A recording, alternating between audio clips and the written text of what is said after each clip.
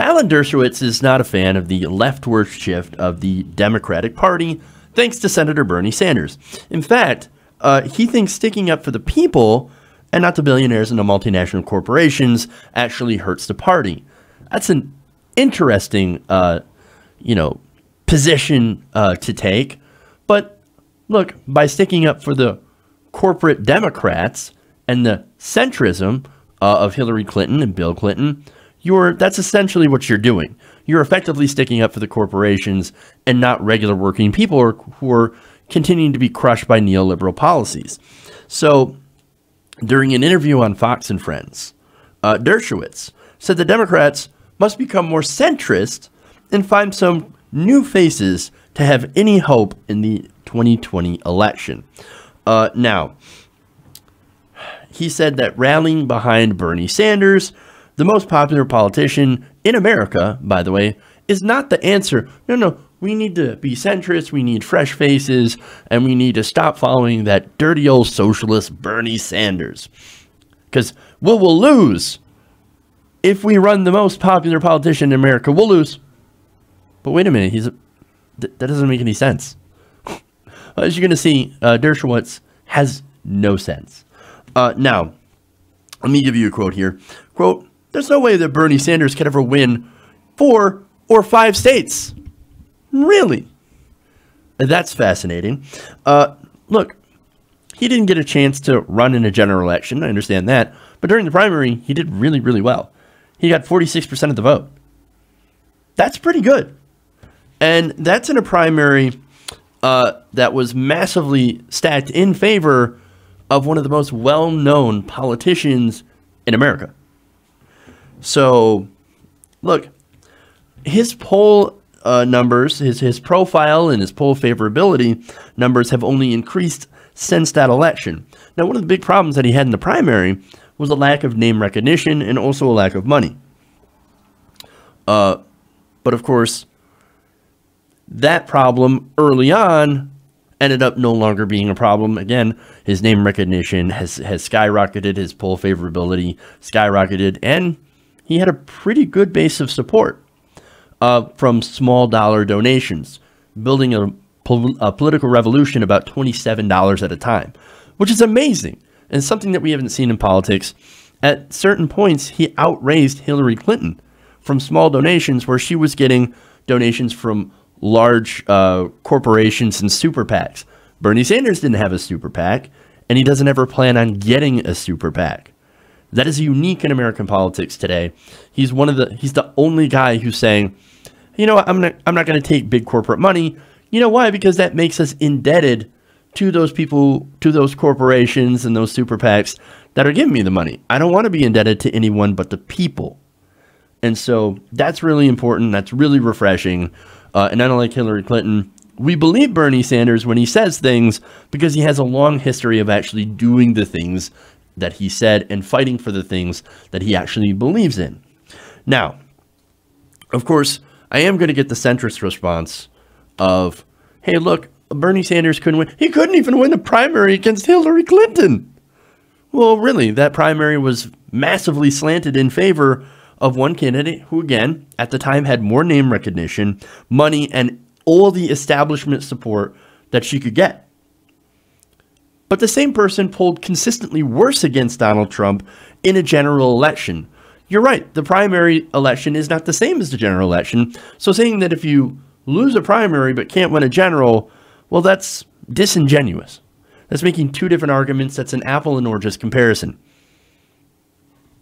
But anyway, look, it looked like it was the opposite. Hillary Clinton could win a primary.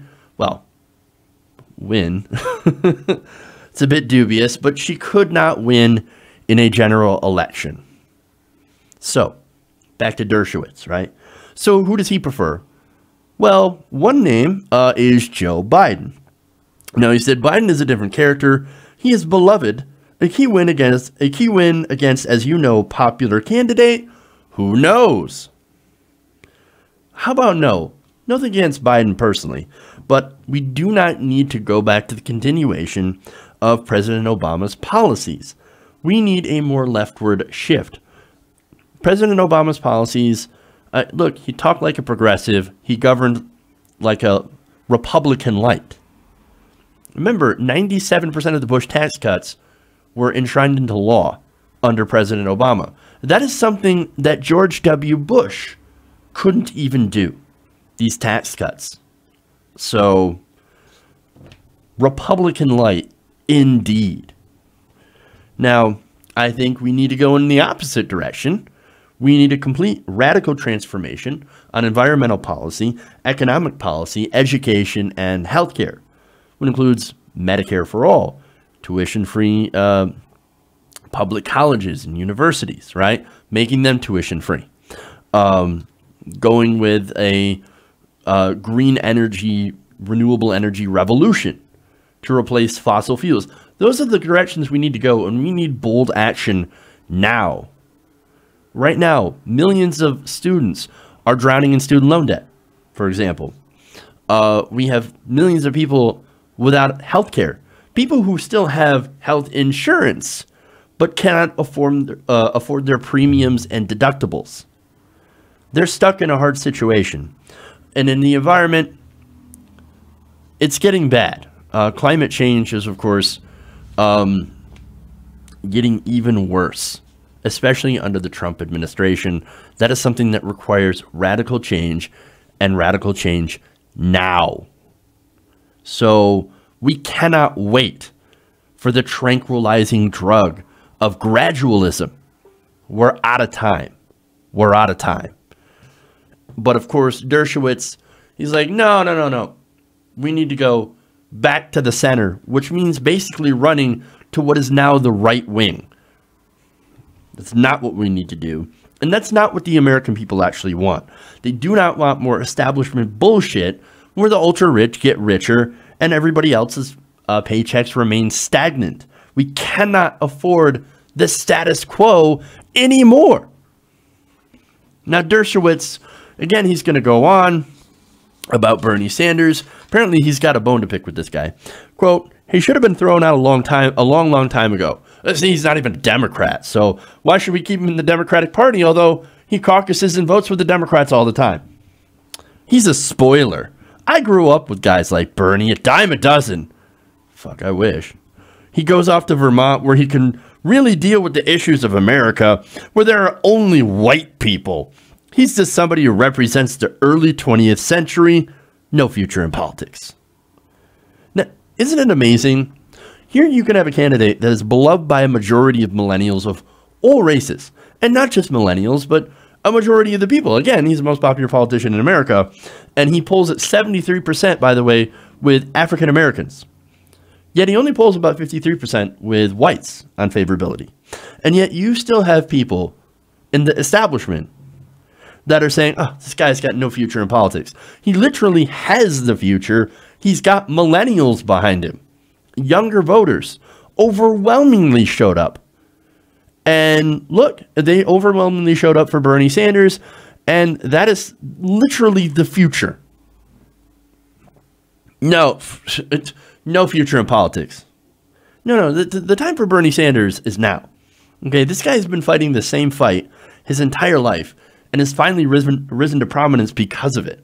And you've got hacks like Dershowitz that are sitting like, up, Bernie, no future, it's too far left. No, we need to run back to the center, which is basically the arms of the right wing. Back to more pro-corporatist positions that are incredibly unpopular. It's a losing strategy. Now, I mentioned that he's in favor of a couple of people, right? One was Joe Biden. Who's the other one? Joe Kennedy of Massachusetts. Look, I don't know a ton about Joe Kennedy. There was a speech where he actually came pretty strong. I don't know how progressive this guy is, so I haven't done a lot of research into him. But if Dershowitz likes him, well then immediately I've got a skeptical eye. Okay? Now he says, quote, maybe he is too young, but he is dynamic. He is the face of the future. I also think Mark Warner, who is the senator from Virginia, very centrist, for the Democrats to win, they would have to move to the center. No, dude. It's kind of what we did in the last election. I mean, look what happened. Okay, so back in 2008, President Obama actually ran as a progressive, right? So he ran as a progressive, and guess what? He got elected. He didn't govern as a progressive, but at least he ran as one. People were ready for change, right? People are still ready for change that has not changed. You look at some of these local elections, right, where people who are running as progressives, even open socialists from the Democratic Socialists of America, right, they run and they also win. That's interesting. Now, they didn't do so by going, oh, no, we need to run to the corporatist centrist position. No. People from the Democratic Socialists of America, they're like, yeah, we are running on a Medicare for all. We're running on these progressive issues. We're not running to the center. We've had enough of that. We're going to the left. And people were like, hey, you know what? That's interesting. I actually like the idea of having medical care. Let's give this guy a try, or this person a try. Let's see what happens. They did not run to the center. Again, failing strategy, right?